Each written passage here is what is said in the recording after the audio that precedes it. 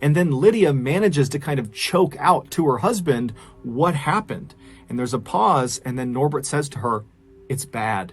It's really bad." It would turn out their campsite was on a battlefield from World War I.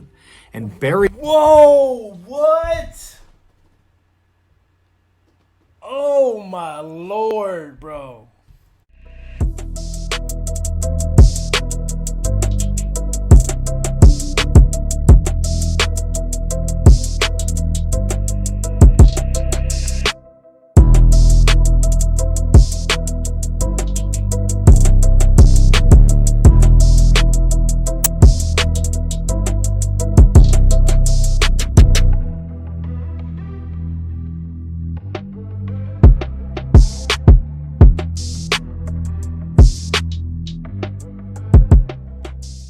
Yo, what it do? SRT Game. It's your boy with the fat SwaggyReacts, and we are back with another reaction video, man. And shouts out to the homie Mr. Nightmare. Now I know he dropped this a couple days ago. I know I'm late. Know what I'm saying? But I'm back, yo. Like y'all know how we do with these like Mr. Ballen videos. These joints are super entertaining. Like his storytelling is simply amazing. If you guys enjoy these type of reactions, man, please make sure you guys hit that subscribe button. I'm trying to get to 50K, man. It'd be greatly appreciated. Also, like I would like everyone to go follow me on TikTok. I can't say that enough. I mean, it's the same name as the channel, SwaggyReacts. I'm trying to build a fan base over there, get dope content over there, man. Just hopefully keep you guys entertained. You feel me? So without further ado, man, let's go ahead and get into this thing, man. Let's get this video here to 200 likes, man. Let's get into it, man. Let's go. Stick around to hear about what I'm doing with Mr. Beast. Today's story sounds like... And shouts out to Mr. Beast, bro, because he's from North Carolina too, man. Like, salute to the homie, man, for the major success he's having, bro.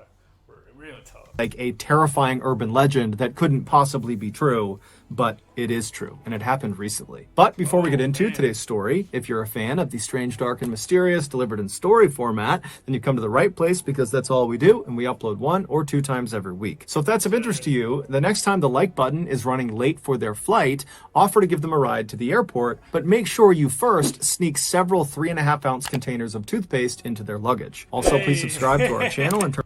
Bro, like, I love like these little things he be coming up with before the video. These things are so dope about the like button. Make sure you guys hit that like button for me, man. Let's go. Hit that like button, man. Turn on all notifications so you don't miss any of our weekly uploads. Yes, all right, sir. Let's get into today's story. Let's go.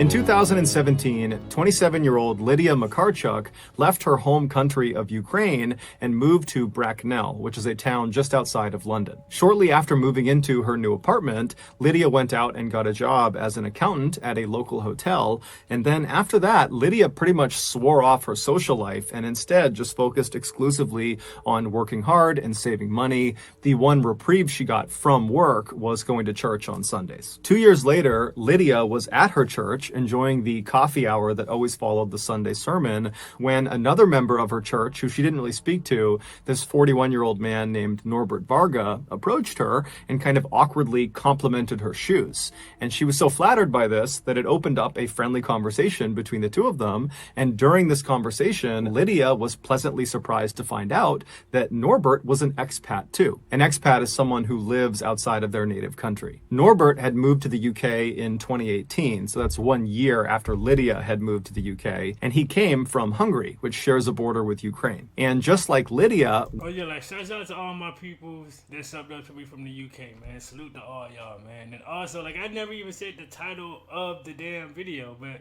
y'all already know, like, this photo was taken seconds before disaster.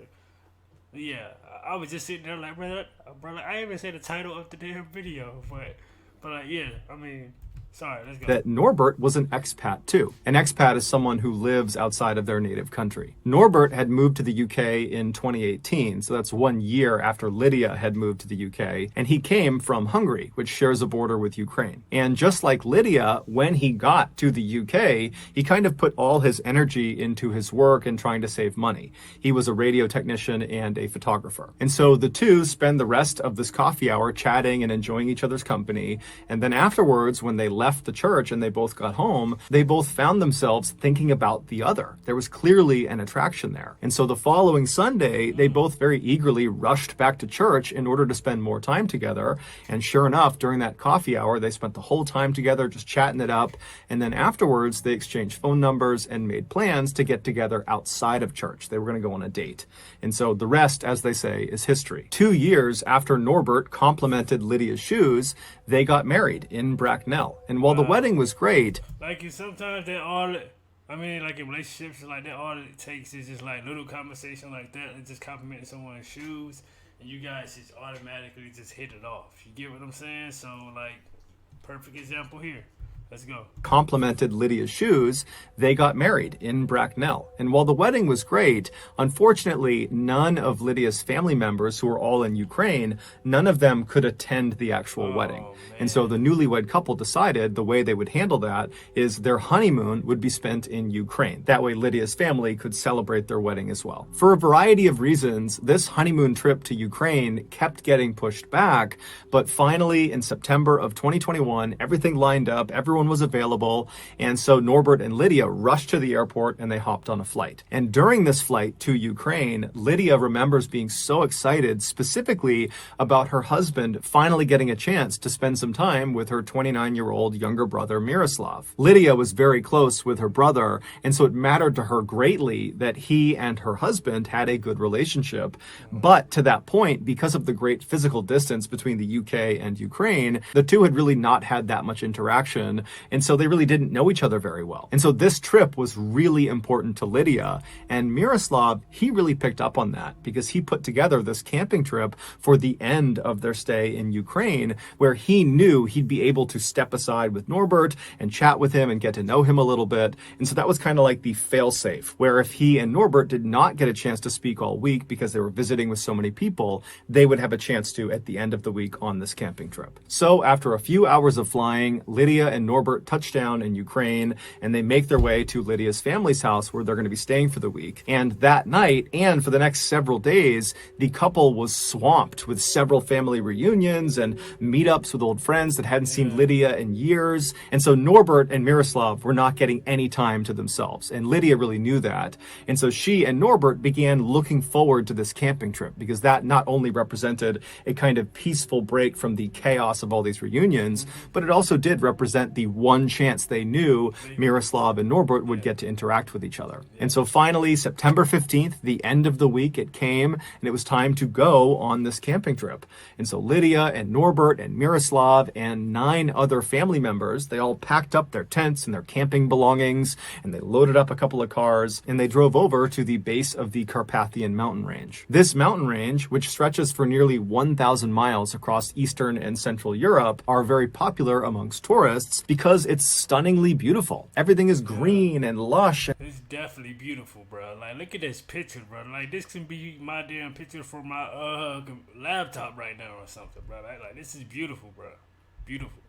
And this one is also beautiful. Popular amongst tourists because it's stunningly beautiful. Everything is green and lush, and there are these crystal clear lakes and breathtaking waterfalls and all these amazing animals running around, and there's no mosquitoes, and they have these really cool hikes that bring you up to these very impressive overlooks. And so that night, Miroslav had made reservations for this one campsite, this very popular campsite that was up in this clearing, not too far up the mountain, and it had this great view down to the forest below, and because it was in a clearing, it had this unobstructed view up to the sky where in this area you could look up and just see stars in every direction. And so when Lydia and the rest of this group arrive in the parking lot of this mountain range, they were all really excited to get up to this campsite and just enjoy being there. And so they park their cars, they get their gear out, they find the trailhead, and then they begin hiking up the mountain. And about 2 hours later, they arrive at this clearing. They find their campsite, which was marked by this small fire pit underneath a couple of trees. And so they go over and they set their tents up and some people go out and get some firewood. And then before long, a fire was made, and this group of 12 people that had not seen each other in so long, they just sat down and began enjoying each other's company. They put tea on, they were swapping stories. It was really just this wonderful time. And then around 8 p.m., the sun started to set, at which point this huge group just stopped and enjoyed this beautiful sunset. And then once the sun had gone down, there were 2 kids that were there on this trip. And so they were put to bed in their tent.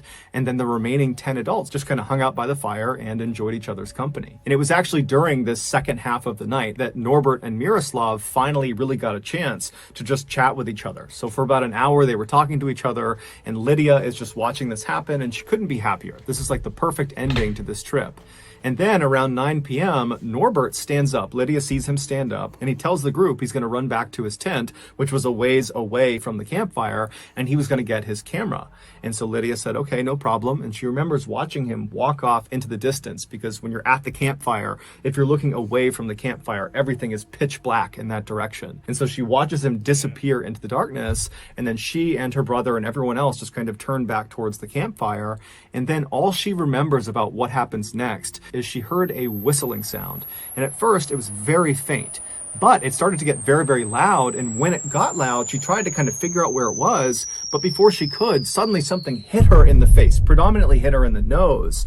And as soon as it did, she went blind, she went deaf, and then she felt herself on the ground, and she has no idea what's going on. And all she can remember thinking is, oh my God, something horrible has happened to me. I might die. I don't know what's happening, but I might die.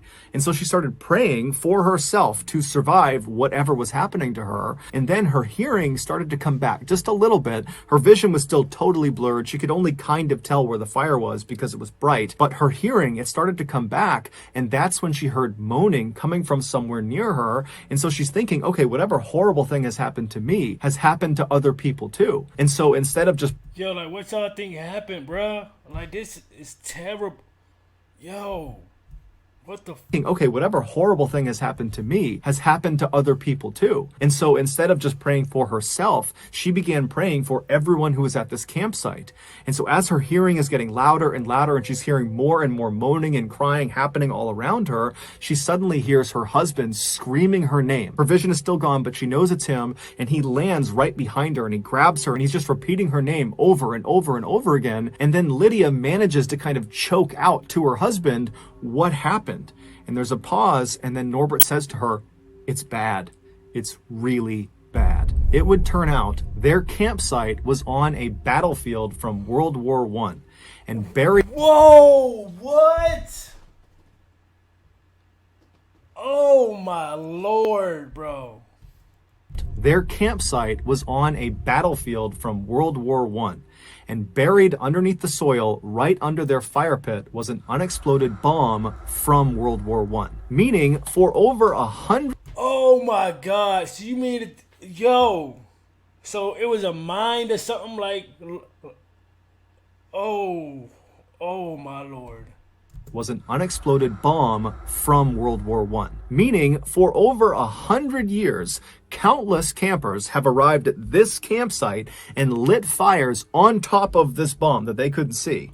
And each fire gradually eroded the outer metal casing of this explosive until finally that night in September, with Lydia and 11 of her loved ones nearby, their little fire finally was it. It pushed through that last little bit of the casing and it ignited the bomb and it detonated. That whistling that she heard was the sound of the fire finally cutting through that casing and being exposed to the fire. And then that thing that struck her in the face, that hit her right on the nose, that was almost certainly a piece of the bomb itself. So shrapnel that was cutting through her face. And then the moaning she heard was primarily her brother, who was right next to her. Lydia would be gravely wounded, but she would survive. As for her brother and another man who was not named, they would not survive. Here is a picture that was taken of the group literally minutes before this bomb detonated.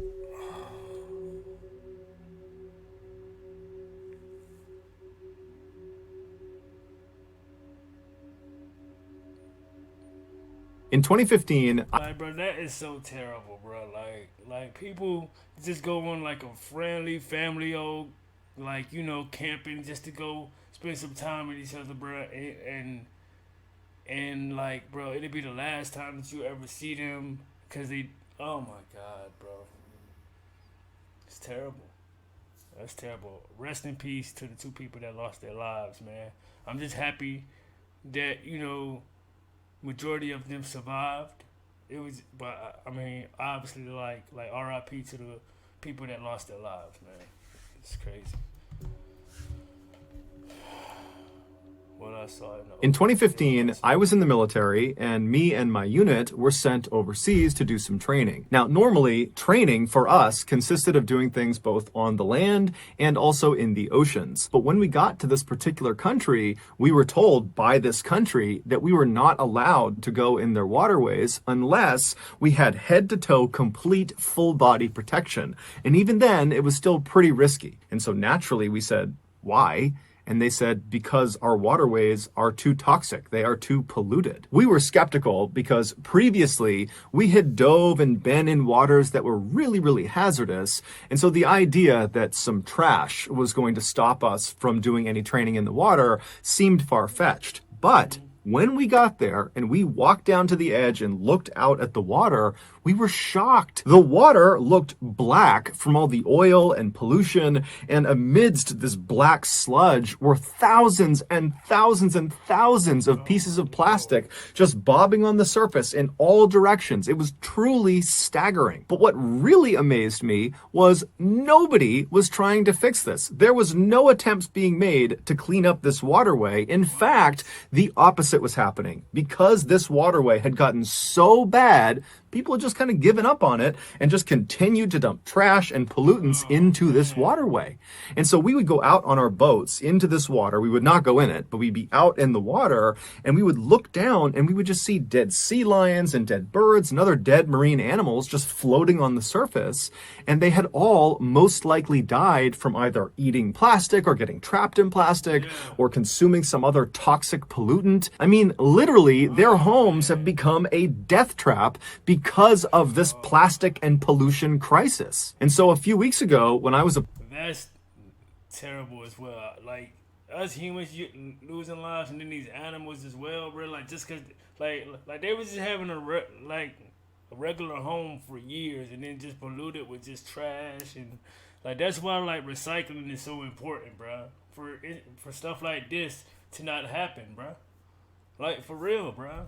Like, come on, man. Because of this plastic and pollution crisis. And so a few weeks ago, when I was approached by Mr. Beast and his team to potentially help support their massive ocean cleanup that they call Team Seas, I immediately said yes. They are trying to raise $30 million by the end of this year in order to remove 30 million pounds of plastic and trash from the oceans, as well as from rivers and also from beaches. This project, I would definitely be interested in as well, man, because like, yes, Mr. Beastie for collabing with Mr. Ballen, bro. That's the perfect combination. He has a dope fan base over here, so it's like, bro, like, why not just get as many people as possible? Like, Mr. Beastie is already a legendary as it is. Know what I'm saying? Like, come on, bro. Has the potential to truly change the planet, but we need your help. Every donation counts. I mean it. If you donate even just a single dollar to Team Seas, a full pound of trash and plastic will get removed from the ocean, guaranteed. So if you want to be a part of Team Seas with me and Mr. Beast and hundreds of other content creators and YouTubers and people all around the planet, go to teamseas.org today and give what you can. Teamseas.org. Please go to that, guys, and please donate anything that you guys can, man. This is like, it's really gonna help the whole world, bro. So please make that happen, gang. Please, if y'all rock with me, bro, do it, man. Let's go. Thank you. So that's going to do it, guys. If you got something out of today's episode and you haven't done this already, the next time the like button is late for their flight, offer to give them a ride to the airport, but make sure you sneak several 3.5-ounce containers of toothpaste into their luggage. Also, please subscribe to our channel and turn on all notifications so you don't miss any of our weekly 1 or 2 video uploads. We are now selling merch. Yes, sir, man. Shouts out to Mr. Ballen, man. I appreciate him for giving us this dope content, man. Like, bro, like, how do you guys feel about this, man? How you guys feel about the whole mind, the bomb thing? Do you feel like, how do you feel about what happened when, Mr. Ballen was, in the Navy. Like, what happened there? Like, please like, share, comment, subscribe, and definitely like make sure you guys go to teamseas.org, man. Like, go donate, man. Please, it's really gonna help our environment. And like, hit that subscribe button. Most of all, let's get this video to 200 likes. And I'm definitely gonna be back with another Mr. Ballen, because I know you guys look forward to him, gang. And SRT gang, I am out this thing, man. Let's get it.